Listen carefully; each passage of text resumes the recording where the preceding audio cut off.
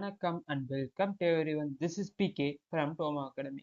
இன்னைக்கு நம்ம என்ன பார்க்க போறோம் அப்படின்னா, ஒரு ப்ராக்டிக்கல் செக்ஷன் வச்சா எப்படி இருக்கும் அப்படின்னு தோணுச்சு. ஸோ அதுக்கான அரேஞ்ச்மெண்ட்ஸ் பண்ணி இப்போ நம்ம ஒரு ப்ராக்டிக்கலாக எப்படி ஃபைல் எப்படி இருக்கும், அதை எப்படி கிரியேட் பண்ணலாம் அப்படிங்கிறதெல்லாம் பார்ப்போம். ஸோ வீடியோக்குள்ளே போகலாமா?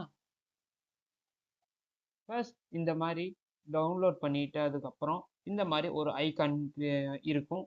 ஸோ ஐடியல்லி பைத்தான் இப்படி பண்ணதுக்கு மேலே வரும். ஸோ இந்த மாதிரி ப்ளூ அண்ட் எல்லோ கலர் ஒரு டைடல் சிம்பிள் மாதிரி ஜாயிண்ட் ஆகிடுது எப்படி இருக்குமோ அந்த மாதிரி இருக்கும்.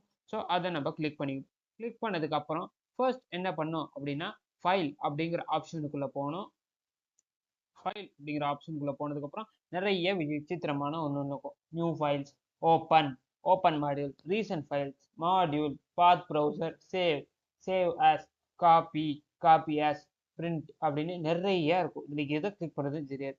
ஃபர்ஸ்ட் நியூ ஃபைல் அப்படின்னு ஒன்று கிரியேட் பண்ணாதான் அதில் நம்ம போய் ஒரு கோடிங்கை நம்ம போட முடியும். ஸோ அதுக்கு ஷார்ட்கட் கீ தான் இதை Ctrl+N. இப்போ ஓப்பன் ஏற்கனவே ஒரு ஃபைலை கிரியேட் பண்ணி வச்சுட்டு அதை ஓப்பன் பண்ணணும் அப்படின்னா Ctrl+O அப்படின்னு கிளிக் பண்ணலாம். இப்போ ஒரு மாடியூலாக நம்ம கிரியேட் பண்ணி வச்சுக்கிட்டு அதை ஓப்பன் பண்ணணும் அப்படிங்கிற பட்சத்தில் Alt+M அப்படின்னு சொல்கிறோம்.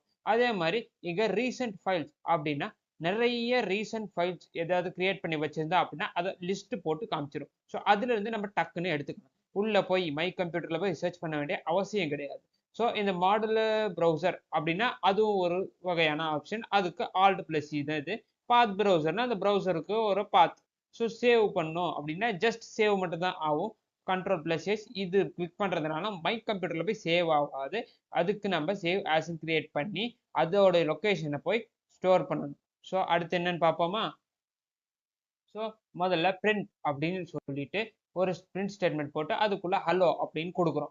ஸோ ஹலோன்னு கொடுத்தோன்னே பிரிண்ட் ஆகுமா? எஸ், கண்டிப்பாக ஆயிரும்.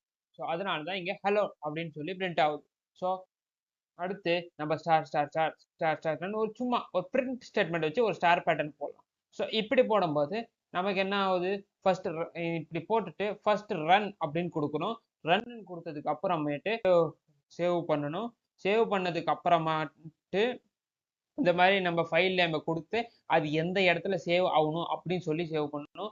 ஸோ சேவ் பண்ணதுக்கு அப்புறமாக நம்ம ரன் பண்ணி பார்க்கலாம். ஸோ இவ்வளோதான் கான்செப்ட். இது வரைக்கும் உங்களுக்கு புரிஞ்சிருக்கும்னு நினைக்கிறேன். அவ்வளோதான்.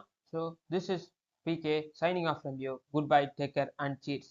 Please do comment, like, share and subscribe to Toma academic channel. அப்படி இருந்தால் தான் நம்ம அடுத்து என்னென்ன வீடியோஸ் போட முடியும், உங்களோட தாட்ஸ் என்ன அப்படிங்கிறதெல்லாம் எனக்கு தெரியும். So please do like, share and subscribe. Thank you.